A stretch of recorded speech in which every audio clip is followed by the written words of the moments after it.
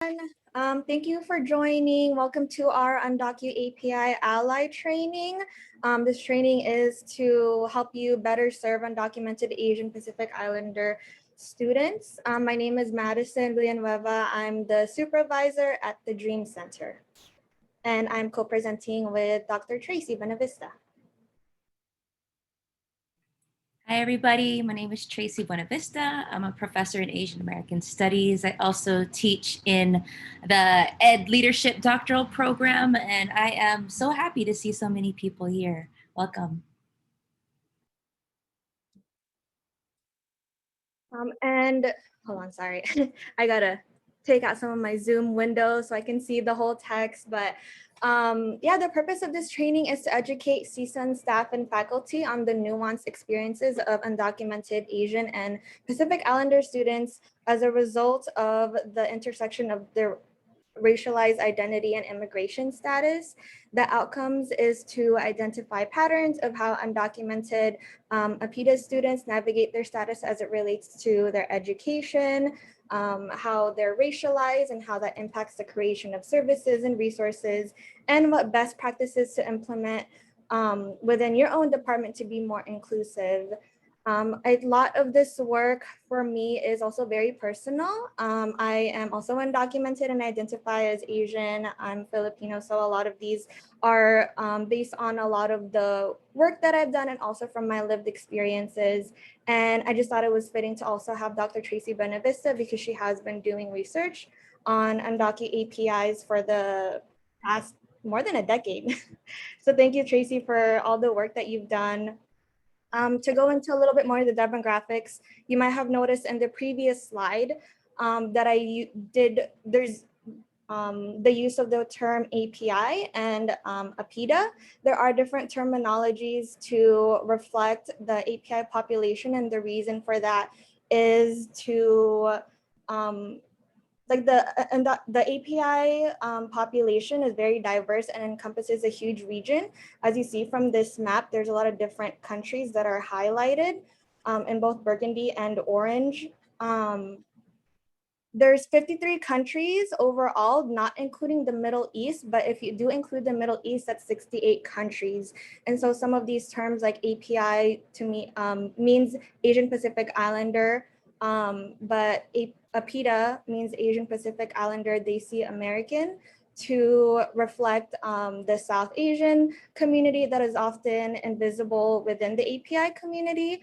APIMESA is Asian Pacific Islander Middle Eastern South Asian. So that also puts an emphasis on the Middle East and includes the Middle East as part of the community. And AANHPI, which is Asian American Native Hawaiian Pacific Islander, to also include the differences between the Pacific Islander community. Currently, there's 1.7 million undocumented Asians and Pacific Islanders in the US. Oh, sorry, just to go back on the different terms, I'm going to be using UndocuAPI and UndocuAPIDA interchangeably, just so you all know what we're talking about. But going back to the numbers, there's 1.7 million undocumented Asian Pacific Islanders in the US right now. The data is always a little bit hard to get and they get updated every few years. So these numbers are from 2017. And a lot of times too, there's not like a clear racial breakdown. So right now, another way of thinking about our numbers is 1 out of every 6 undocumented person comes from Asia, but that's not including the Pacific Islands. And so I think just thinking about like the population, that sometimes numbers are always missing for specific populations. But one thing that is certain is that APIs do make up the fastest growing undocumented population since 2000. And then more numbers just to give you all an idea of the population.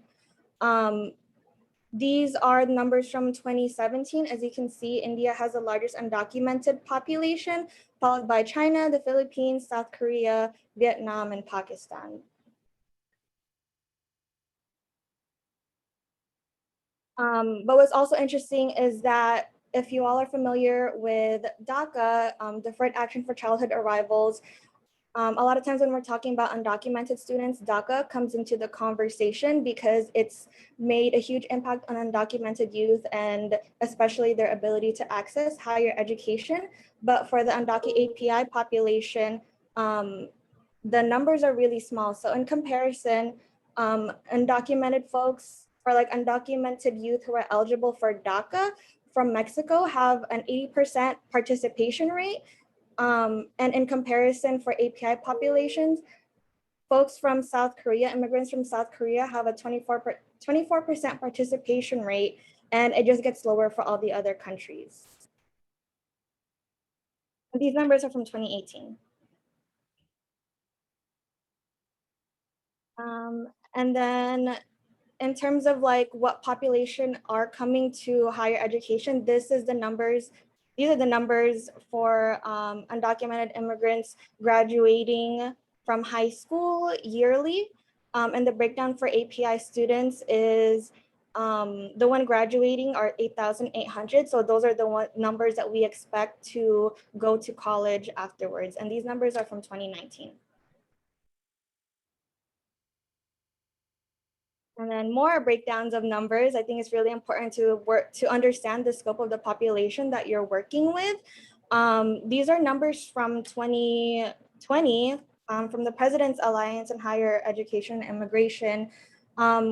Their numbers show that about 25% of undocumented students in higher education, so that includes community colleges, CSUs, NUCs, there's about 25%. Which is roughly about 113,500 students out of 454,000 students. But in comparison, those that are eligible for DACA is only about 36,720. So if you were to take the numbers of DACA eligible people in college, most of them are Latinx. And there's only a small population of APIs who are DACA eligible. And I think it's really important that when when trying to serve UndocuAPIs and trying to create services for them, having it be rooted on DACA eligibility is already excluding a lot of UndocuAPI students. And we'll be answering questions towards the end too. So I just opened the chat to make sure there isn't any questions, but we'll be making sure to have time at the end to answer questions. And I'll pass it on to Tracy to go over what research has been done in the literature that's out there for undocumented APIs. Okay.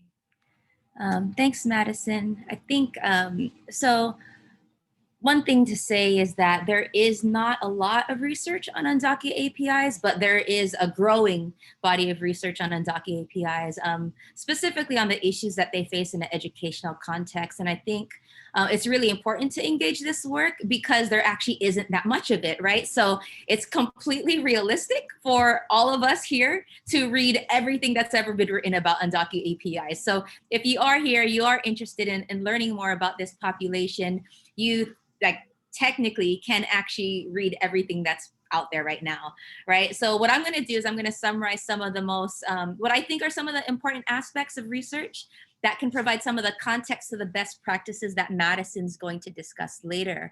And in particular, I'm going to sort of talk about like the difficulties of serving undocumented students in general. And specifically APIs. For the most part, it's really difficult to serve undocumented students or minoritized students because service providers, that's including all of us, is that we're so focused on the day-to-day work that sometimes we lose sight of the bigger picture with regards to what our students are experiencing. So in other words, when we work with students who experience educational disparities, we're so focused on how to alleviate the disparities on a daily basis that sometimes we don't realize we're operating already in a broken system, right? So education was never intended for undocumented students to access. And if you adopt this logic, like as a starting point in terms of how to serve undocu students, right, it'll fundamentally change the way you think about how to assist students, because then you'll realize that we need some really drastically different practices when we're working with undocumented students. Again, because undocumented students were never thought of in the design of higher ed. And so most of us in education were conditioned into this sort of culturally deficit thinking. So if a student is not accessing higher ed or doing well, it must be something about them that's creating a barrier. And this is often the approach that people take when they're working with student populations that they don't know a lot about, right? They'll sort of hear these are some common issues and those issues are the students alone. When again, I think one of the things we're trying to emphasize in this presentation today is how can we redesign higher ed in such a way to be really inclusive of this population. Next slide, Madison. So some of the early research on UndocuAPIs perpetuate this culturally deficit position of these students. So for example, it's known that UndocuAPIs are underserved, right? And so providers will often explain the lack of assistance for UndocuAPIDAs, or they'll explain the lack of involvement of UndocuAPIDAs in such a way that we're essentially blaming the victim, right? So in talking to practitioners or even reading the research, we'll hear that researchers and service providers will say that UndocuAPIs don't get serviced because they're silent, they feel shame, their culture shamed, Asian families force them to be secret, or there's cultural stigma around being undocumented. And I'm not gonna say that there isn't this shame or stigma that exists, but the problem with this analysis is that it blames UndocuAPIs for their situation, and it doesn't take into account that there are actual political contexts that students are responding to, right? Most undocumented people don't openly disclose their status because of that very real fear that they can be policed, right? So many people will argue in general that undocumented people will not seek assistance out of fear of deportation. But for UndocuAPIDAs, when we try to explain why they're not disclosing their status, we'll say it's because their culture. And so I want to really, highlight that different treatment of UndocuAPIs, right? Is when they're quiet, it has nothing to do with their fear. It has everything to do with their culture, and that's just really inaccurate, right? So in the next few slides, I'll talk about how UndocuAPIs, how that silence that is cultural is actually really strategy. Next slide, Madison. So one thing that's important to know about UndocuAPIs are that the majority of them are what we call overstayers. Overstayers are immigrants who enter the United States with permission, but for some reason fell out of legal status because of visa expiration. In general, almost half of the undocumented population are overstayers, but a disproportionate number are APIDA, right? So for many UndocuAPIDAs, they often pursued a lot of different ways to avoid acquiring an undocumented status, but they faced a lot of different barriers that prevented them from, from being protected, right? So for some of the students I've worked with, they explained how they were vulnerable in two really distinct ways. First, they had to navigate all these complicated immigration policies and procedures without any sort of race-targeted resources that would assist them. And subsequently, that also made them really susceptible to a second threat, which is predatory people who preyed on their legal vulnerability. And for a lot of UndocuAPIs, their status oftentimes is a result of mishandled paperwork, fake lawyers, people stealing all their money and then not being unable to afford real legal assistance, etc. And so while many migrants find themselves undocumented because they've tried to work within the purview of their visas, but then the way that our immigration system is designed is, one, it's expensive, two, it's it's unforgiving in terms of timeline, and especially in this recent era of the pandemic, everything is sort of slowed down, and we saw policies related to DACA that were also slowed down. And so this really makes people vulnerable, especially those who are subject to quote unquote overstaying, right? So again, it's important to know about the phenomenon of overstaying because it affects the majority of UndocuAPIs. Next slide. And because many API families have had negative experiences with people that technically they should trust, like legal authorities, right? They'll often be socialized to practice what I call non-disclosure. So non-disclosure is a practice that's learned where young people don't reveal their status to anyone outside of their families precisely because of these previous experiences. So in particular, non-disclosure about one's status, it's created challenges for UndocuAPIs because it's often mistaken as some sort of indication that they don't need help or that they don't want help. So when a student decides to not disclose while they're protecting themselves and their families, it creates other difficulties, especially like in an educational context, right? And the reason why it's important to know about non-disclosure as a practice in context of UndocuAPIs is I want you to know that this is different than this assumed stereotypical silence that people will often use to characterize UndocuAPIs. So non-disclosure is literally like, it's a decision that people are making, right? And it does, it's related to who they are as Asian Americans or Pacific Islanders, but it's not inherently a cultural practice, right?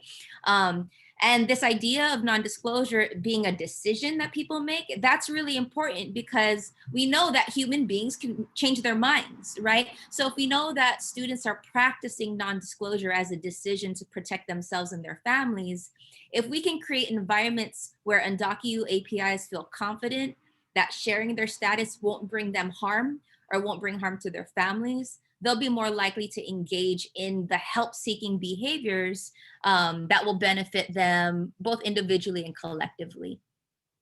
Next slide, Madison. But even when UndocuAPIs disclose their status, they still face a lot of barriers related to their, not only, again, their immigration status, but their race, right? So in general, if we were to just think about undocumented people, they face nativism, right? Which is like formal and informal ways that anti-immigrant like sentiment plays out. That could be through policies, that could be through practices, that could be played out through just everyday interactions with people where they'll feel excluded from participating in US society. And one thing that we've learned from the research is that many undocumented students in particular is how they've attempted to perform being really exceptional as a way to actually challenge nativism and to show that they deserve in the US. So the logic is, well, there's a lot of discrimination against undocumented people. If I, as an undocumented person, show that I'm just as American as someone who was born here, then I might be more accepted, right? And this is the whole premise around the quote unquote dreamer movement. So many of you might have heard of undocumented people being referred to as quote unquote dreamers. But dreamers really are the undocumented youth who have had the privilege to access higher ed or education in general. And they're often positioned as the face of undocumented people, right? Because they show that through hard work and despite their legal status, they can achieve what people perceive as unimaginable. But one thing I think we want to emphasize is this is not the majority of undocumented people's experiences, right? And so oftentimes, even though this is a response to challenge, these culturally deficit stereotypes of undocumented people in general, this performance often starts, really early as a way to avoid being detected or suspected of being undocumented, but it doesn't really reflect the reality of the everyday fear of the deportation and policing and surveillance that really affect this community, right? And then so additionally, APIs face a lot of racism, and we only have to reflect on this past year of blatant anti-Asian violence to see this. And in context of APIs, regardless if they're undocumented or not, there is a common strategy to avoid racism by adopting what we call the Asian American model minority myth. And this idea of an Asian model minority is the idea that you can, if you assimilate, then you can basically prevent any racialized hostility being directed towards you. But you know, there's decades of research that show that this doesn't work. That regardless of your you know, your success, you'll still be subject to discrimination, racism, etc. So for UndocuAPIs, this becomes super complicated because if they perform being like exceptional to challenge the stereotypes about undocumented people in general, they unintentionally perpetuate this racial stereotype of them being model minorities, right? And that they don't need help, right? Or need support to accomplish a lot of the things that need to be accomplished in a higher ed context, right? So for a lot of UndocuAPIs, they're really navigating, you know, these stereotypes, these culturally deficit stereotypes that affect them in an undocumented context, and then in a racial context. And then when these two sort of forms of oppression come together, it really complicates the response system that students will demonstrate. Next slide. So I think all in all, what I'm trying to do by sort of summarizing these parts of the research is that when you're working with UndocuAPIs, but also undocumented people of color in general, there are these different things you should keep in mind, right? So first, immigrants are racialized differently. So we can't apply a one-size-fits-all strategy to working with undocumented students. What works for Latino undocumented students might be different than working with UndocuAPIs, which then might be different or complicated by students who, you know, express gender differently or have a different sexual identity, right? And so our ways of working with undocumented students have to be really nuanced. So undocumented students' experiences, they're defined by, again, that intersection of their different identities, right? So we have to be attentive to how a strategy that works for one part of their identity might actually not assist in helping another aspect of their identity.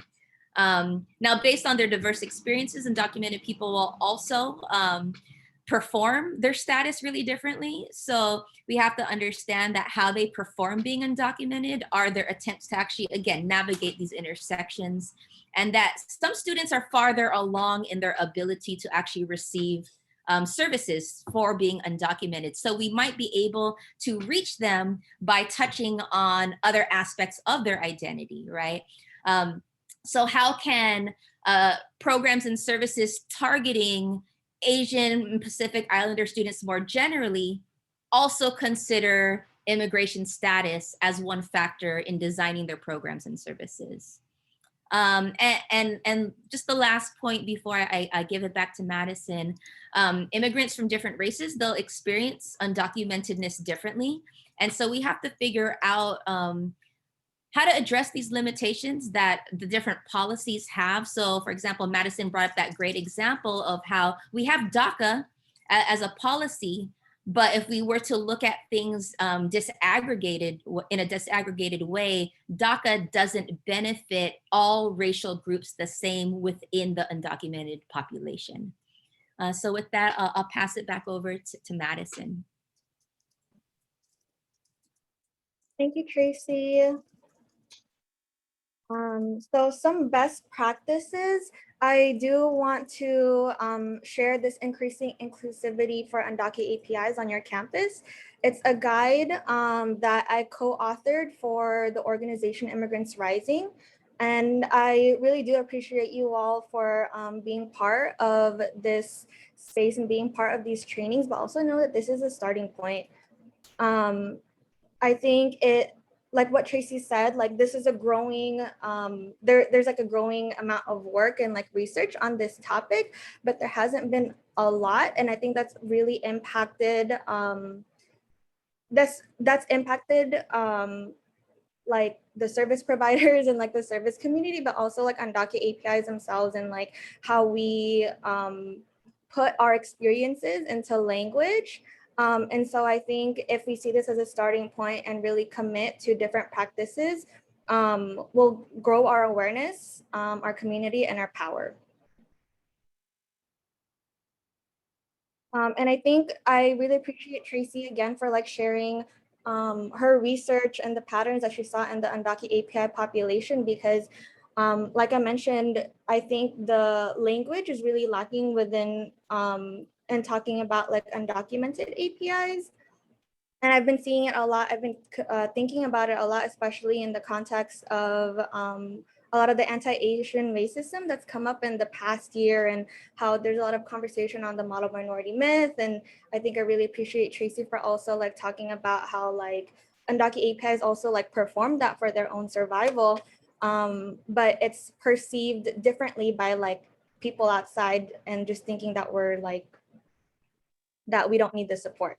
And so I think having that knowledge, I really ask everyone to examine your assumptions and think about like maybe where the, first of all, even just like examining what your assumptions are, what your understandings are of the API community and the undocumented API community in particular, and understand or even like try to see like where that is rooted in. So if you are one of the people that also thought like, man, UndocuAPIs just don't want to come or like don't want to ask for help, that's not to say that it's not true, but like, why are we not asking for help, right?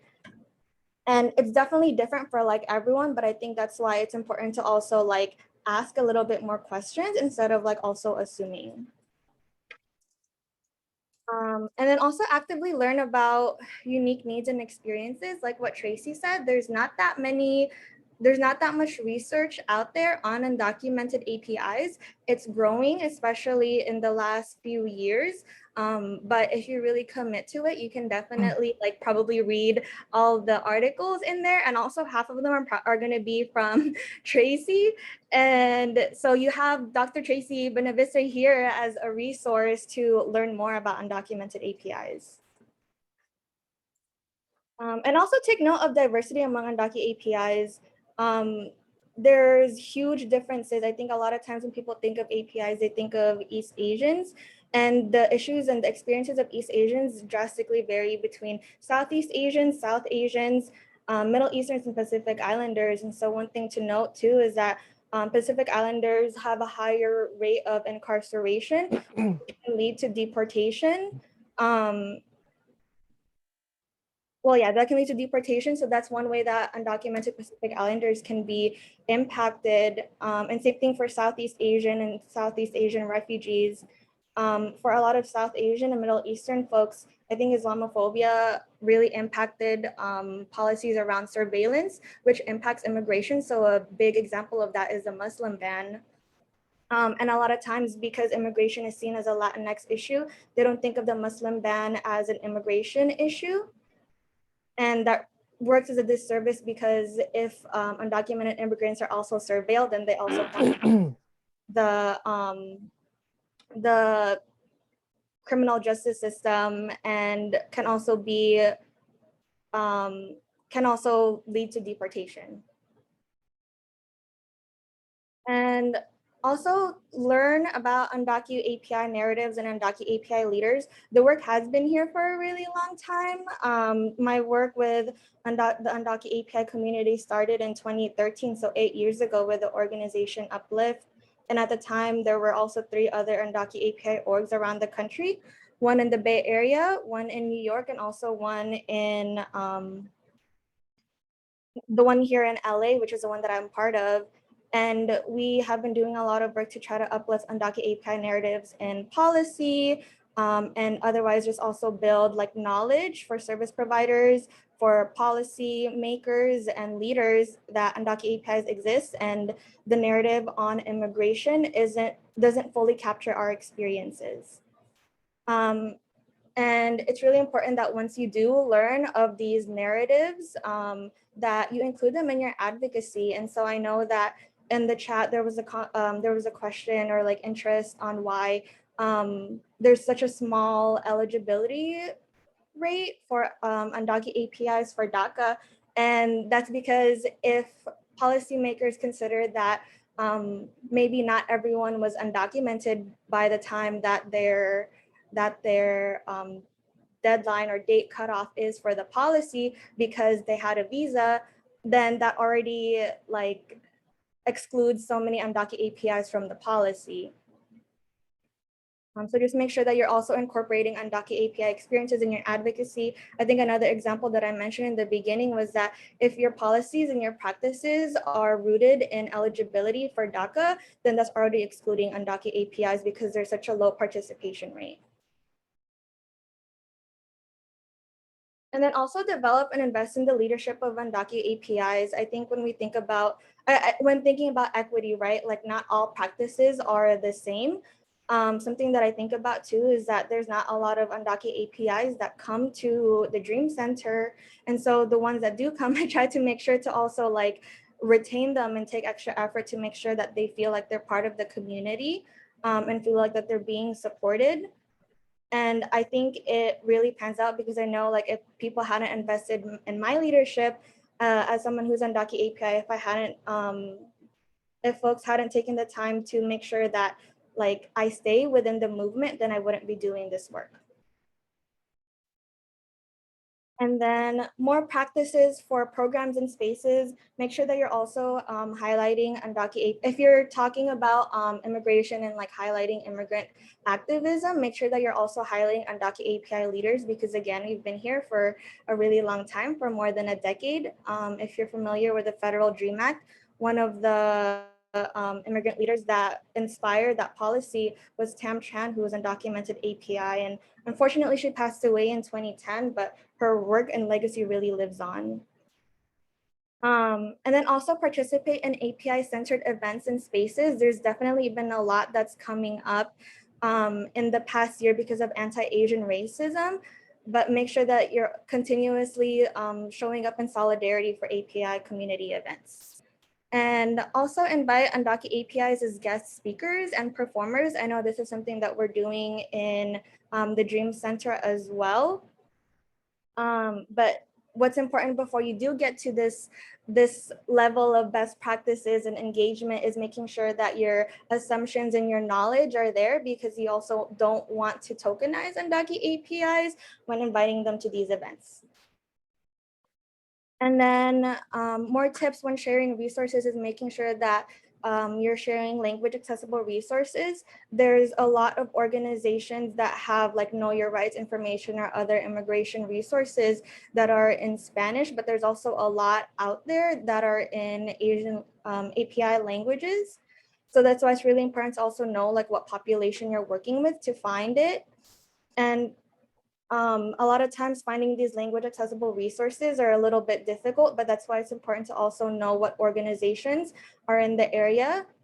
Los Angeles has a huge API population, so there's a lot of organizations out there that do have language specific resources. So promote them, share them. I know within the Dream Center, we provide legal services through Carecen, but it doesn't mean that we can't also share organizations like the Korean Resource Center, Asian Americans Advancing Justice, and other organizations that specifically serve the API community in Los Angeles.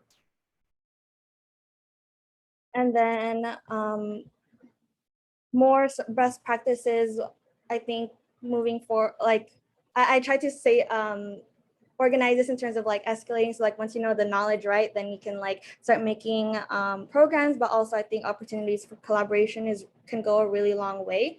So just making sure that you exchange and cross promote resources. This goes especially for like programs that already serve the API population. So making sure that you also have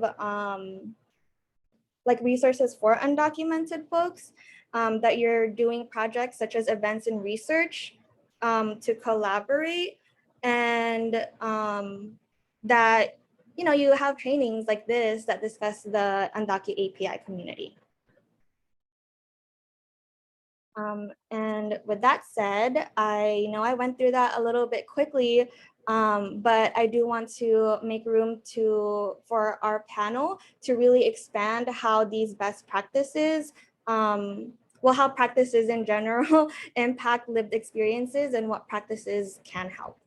So with that said, I will pass it on to Daniela to moderate the panel. And I'm gonna stop sharing the screen once you come on. Give me a second, I'm looking for everybody.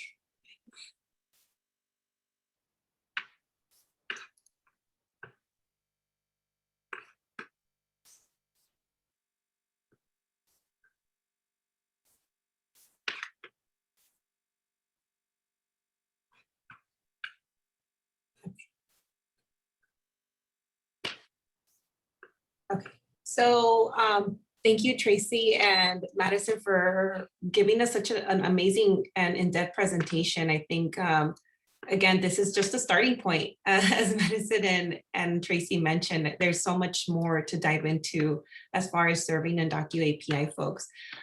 Which brings us to our panel. I want to give some space for our two panelists, or our three panelists actually. Jarel, Ellie, and Madison are all going to be sharing a little bit about their own experiences, but also sharing some knowledge of as far as how we as practitioners can be better about serving UndocuAPI folks.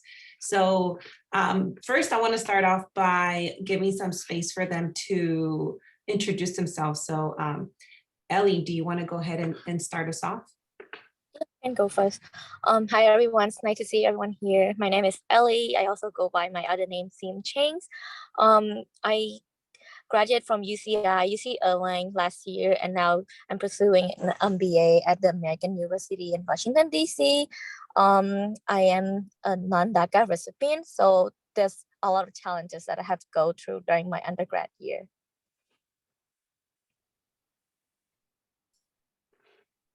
Thank you, Ellie. Jarel, do you want to go ahead and introduce yourself? Sure. Hi, everyone. I'm Jarel. I graduated from UCSB last year. I am an organizer with UndocuAPI in LA, and I work very closely with Madison at Uplift. I also went to UCSB with her when she was there, but I don't think we ever really connected, right? Until she graduated and I was out of school as well. And I migrated from the Philippines, and I am a DACA recipient. And my name is Madison, as shared during the introduction earlier. I'm the Dream Center supervisor. I graduated from UC Santa Barbara in 2017. And at the time, the student services were very different, like the landscape for immigration services and Dream Centers were very different at the time. But I also thought that it would be good for me to be part of this panel to also share my experiences as a staff member who's also a DACA recipient. And I immigrated from the Philippines.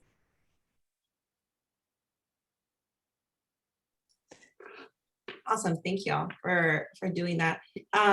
So this question goes for all of you, and feel free to kind of jump in as whoever wants to start it off. But how have your ethnicity and or respective communities shaped your experience in navigating your immigration status, and how do they align or not align with the patterns shared during the presentation today?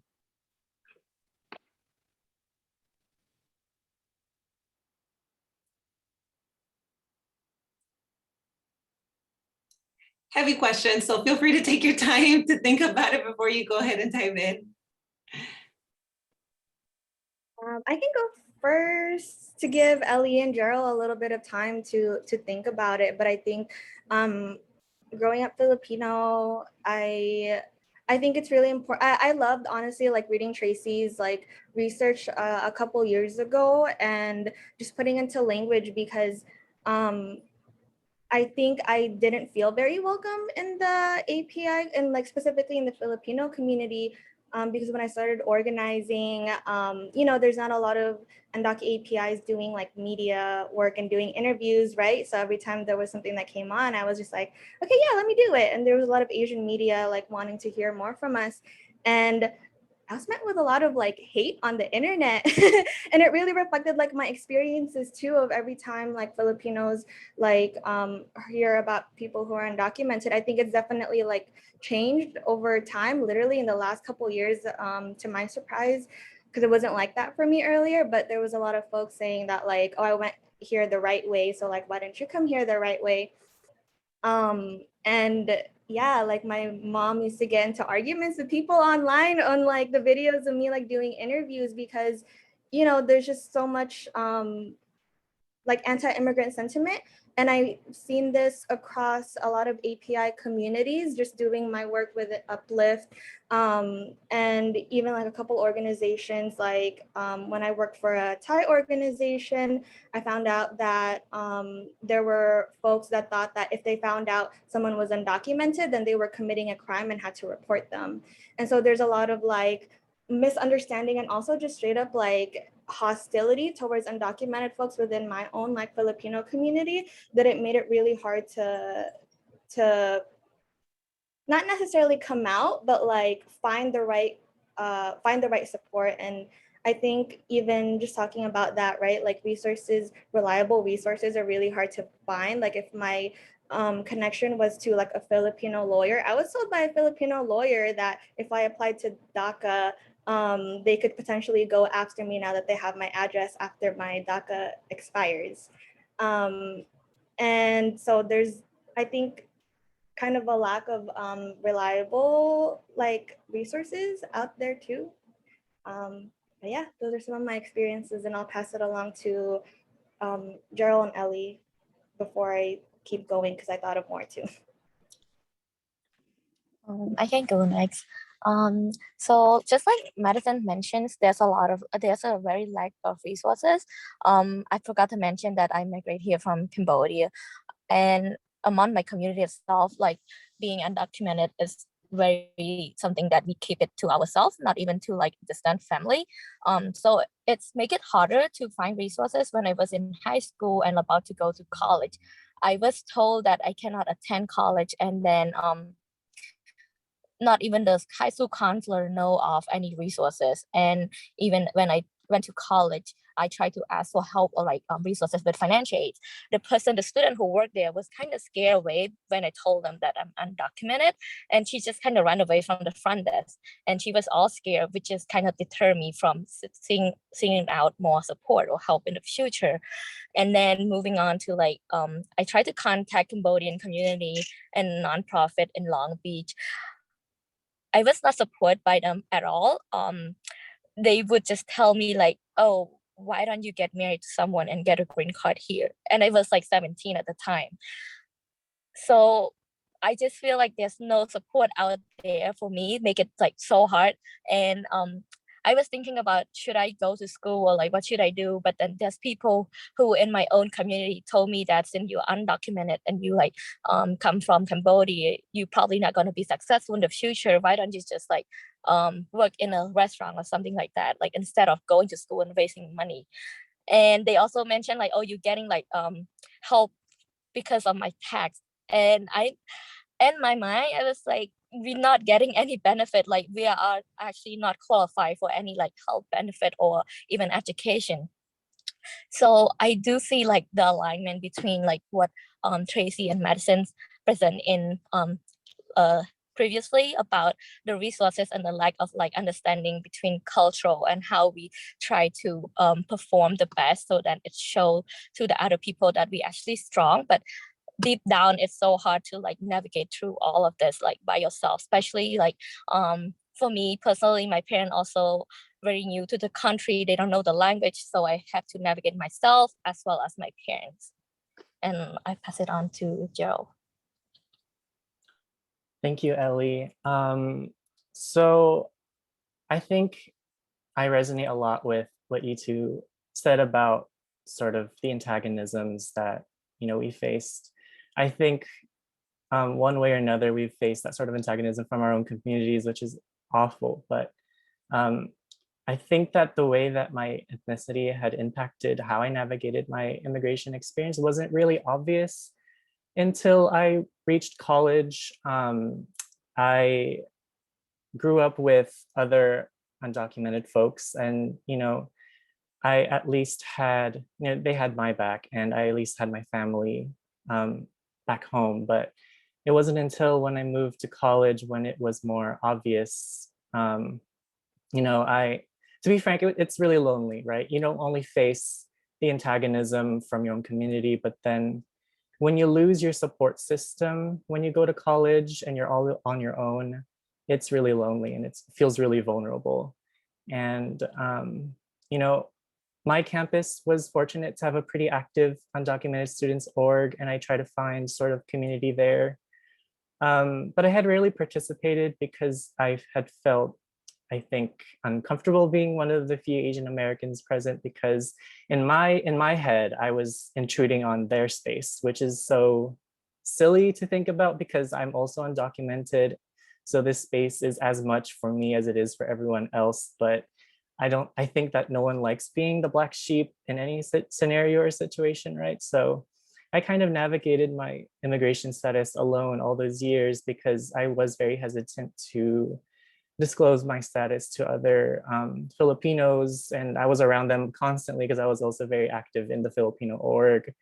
And I really think that I had felt really deeply that being Filipino meant that I had no stake or voice in undocumented issues, which is so wrong and self-isolating, right? And I think that your ethnicity is the first thing you see when you walk into a room, and the first thing that can make you feel very different. Add immigration status to all of that, and you kind of learn not to talk about it with anyone.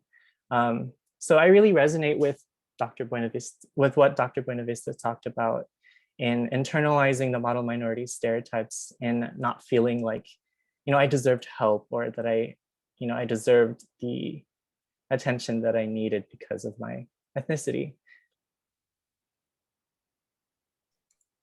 Thank y'all for sharing and for getting vulnerable with your experiences, because again, these aren't necessarily something that is really easy to share, given the the large impacts it has had on your life. So really appreciate that, and just want to kind of reiterate everything that they've already mentioned. How I think specifically how both Ellie and Jarel, how you mentioned feeling left out, and these undocu spaces that are technically for you, right? These undocu spaces are created for all undocu folks, or supposed to be at least.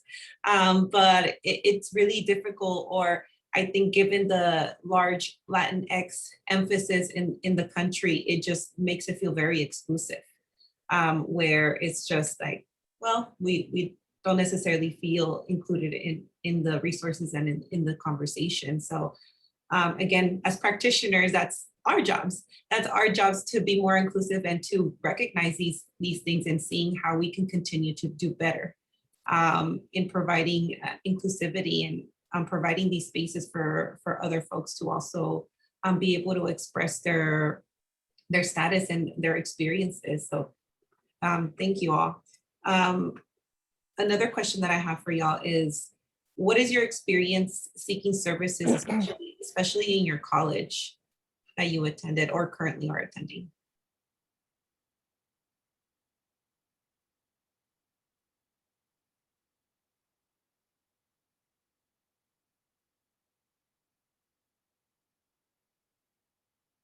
I'll go first again. So currently at the American University, we don't have a dream center, but we do have a legal service that provided for free to students who enroll in school. So I was able to get support, like legal support from them. However, there's not much advocacy happening there. But back in my undergrad, I do get support from the UCI Dream Center as well as like local organizations. The Dream Center was very welcoming. I think that was the start of my advocacy work and also organizing, because I feel supported and also belong in the community. And I think during my undergrad, I tried to disclose my status to 2 or 3 professors. I get a very supportive, encouraging support from 2 of them. But I remember one of the professor was not very supportive. I was very close to him. I would went to his office hour. So at the end of the class, toward final, I told him what has been going on and that I'm undocumented. His reaction was just different, and also he just tried to disconnect from me. Like if I went to his office hour, it would be shorter. He would not respond to my email as much as before, and he would not like look out for help. Whereas their professor who like very welcoming, he went out of his way and actually looked for like the dream center for me, like where is it located at and how do I get contact with one of the dream center staff. Again, when I go to the dream center, I would still hesitate because I don't see many of the familiar face there. Also, I was afraid to walk into the center and then other student or like just other people stare at me and knowing that, oh, she is one of the undocumented people here and I would be targeted. So it took about a few months until I finally contact them. I actually contact them first through Facebook and explain them my experience. And then I was they actually respond back very quickly and told me to come in and have a like one-on-one consultation with them, and they give me a list of resources on campus where I can go to, and also like local resources that I can ask for help if I need it too. And I think that has been very like positive impact on changing my perspective about singing out for help versus when when you try to disclose your status and then people tell you that, oh, why don't you come here the right way? Or they just scared or they're not knowing anything, then you just feel like you might not belong in this group because like y'all mentioned before, most of the resources are for Latinx folk. And that's also something that will be on the list of like resource and eligibility. Like you have to be qualified or like meet one of the criteria. And most of the time I was excluded from those resources. Even now I'm looking for like fellowship or scholarship. It's still very small number that open to all in the city and not so many that are actually targeted for UndocuAPI. Thank you. I'll pass it on to either Madison or Jarel for next.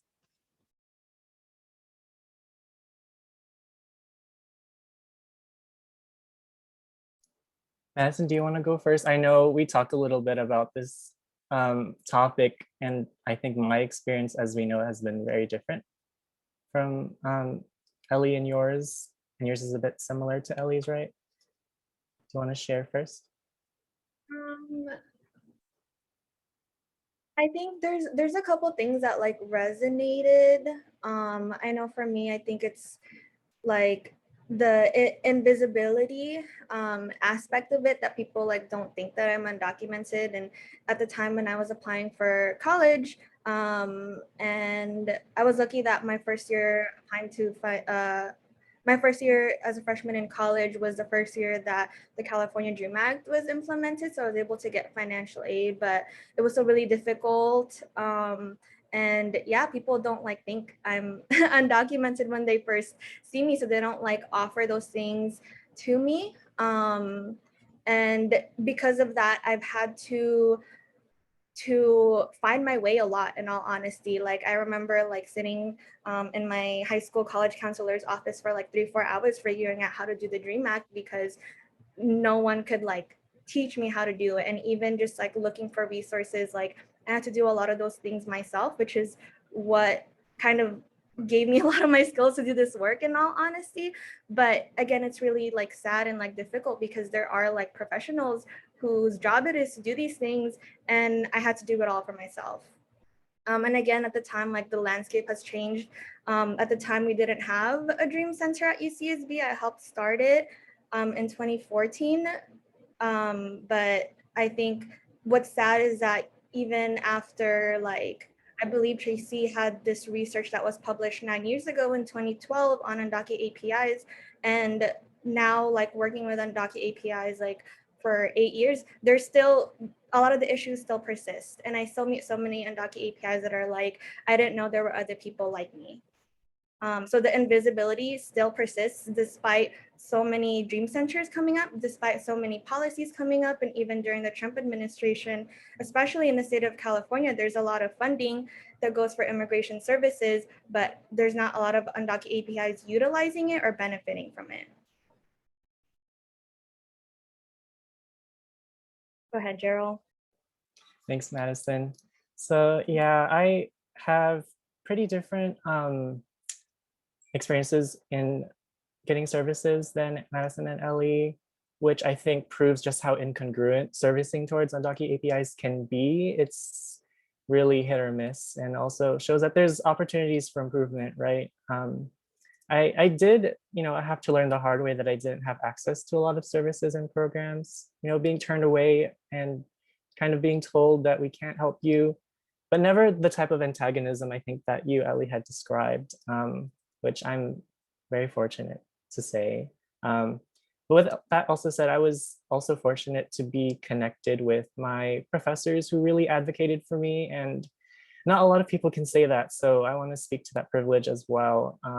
They really connected me with services that I needed.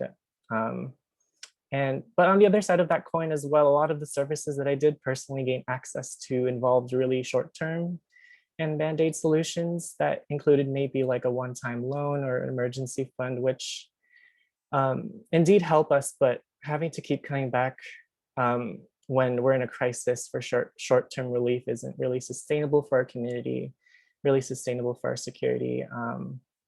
And it's not sustainable for the services that you all provide as well, right? If we're always coming in a crisis. So I think one piece of, I guess, advice I'd give folks is to, find more long-term solutions or ways to help students that will impact their lives in positive ways well beyond their time as students, because you're really building the infrastructure for us to lead sustainable lives, right? Not just coming to services whenever we're in a crisis.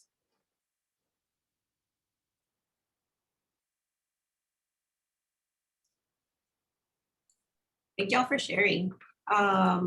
Yeah, I mean, I really want to highlight how they talk about how Jarel, Ellie, and Madison all highlighted the disparities in resources. And again, like that's seen in the larger policies, the federal policies that we see, right, when it comes to DACA, and all of these other policies that we want to, shape our resources around, but aren't realistic. Because again, most of these resources are shaped through the immigrant experience of migrating when they were young, from Mexico. That's usually what the narrative is. And so because of that, a lot of these resources are structured for that narrative. And again, it's not everybody's story. Depending on where people are coming from and migrating from, their migration stories are very different. And so because of those nuances, again, they don't qualify, and the numbers show in the disparities, most of the resources that are available to the Latinx community. And again, really opening up the resources to be more inclusive to other communities and their migration stories. So with that being said, I want the final question for our panel to be, what is your advice for staff and faculty to better support UndocuAPIs?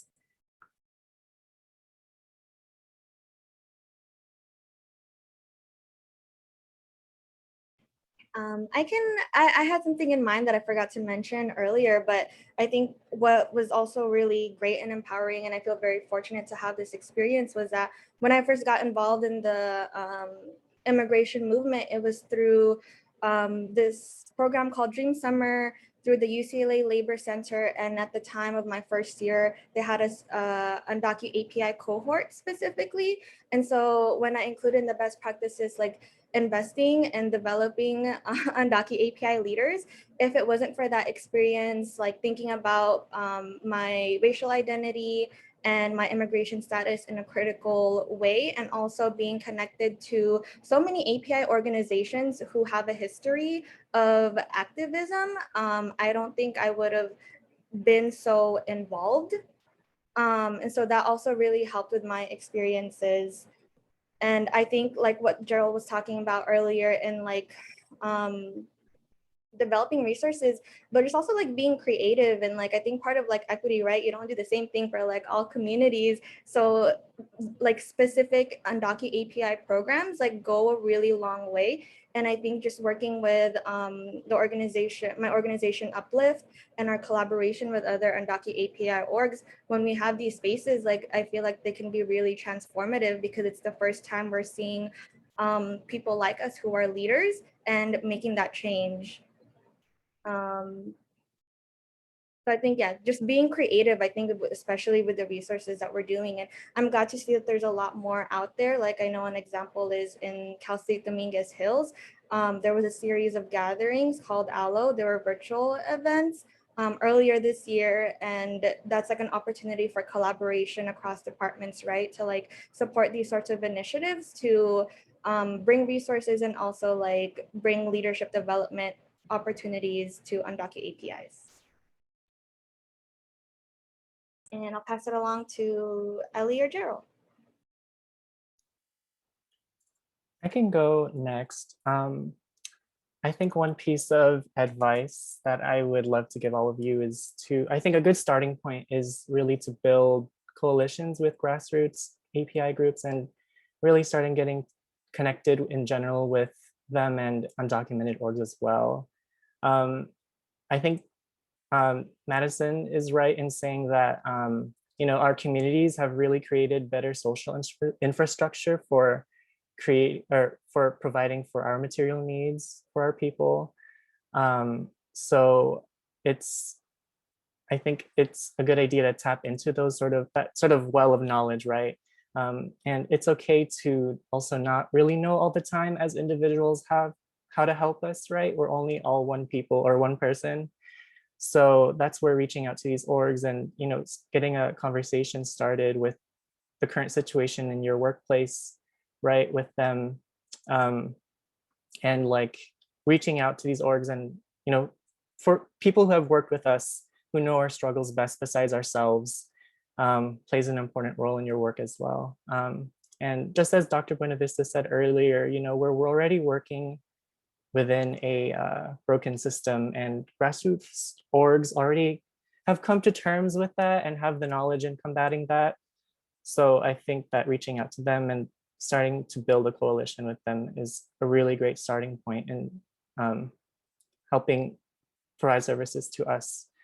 And I think another piece of advice I'd like to give is, to really bring us into the conversation at work, bringing our voices and what you learn from us back to the workplace and really involving us in the process. I think having at least one person, so that could be you or it could be another coworker, but having at least one person represent our interests goes a long way in building the social infrastructure that has been lacking to help us in the long term. Thank you, Jarel. Madison's.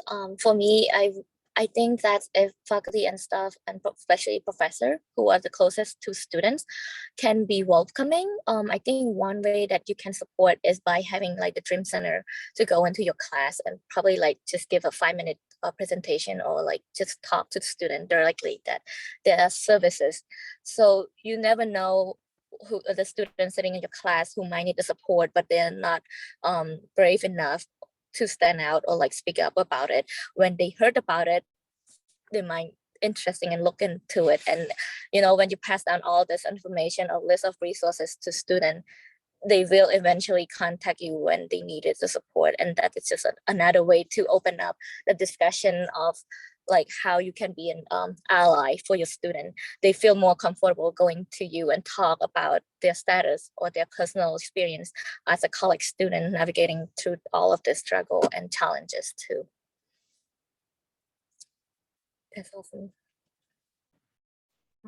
And I also want to add on to that too, because in talking about like working with like grassroots organizations and all of that, I think it's really important too to not leave all the work for UndocuAPIs. I think our voices are very much like important in making sure that our input is taken into consideration in a meaningful and intentional way. But you know, we've been doing this work for a really long time too, and that's something that I really want to emphasize. Like UndocuAPIs have been part of the movement for a really long time, but there's not going to be space made for us if the people that are participating aren't going to make spaces for us, right? Like we've created our spaces, we've created like we've made the table for people to like come join us and like listen to what we have to say.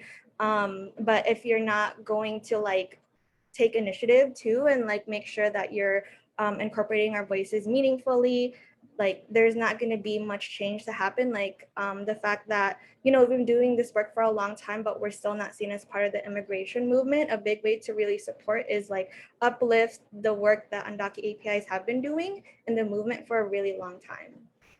And so I also want to give a shout out to Daniela for making this space happen and like making sure that like the experiences of UndocuAPIs are brought to CSUN, because you know, we're an API serving institute.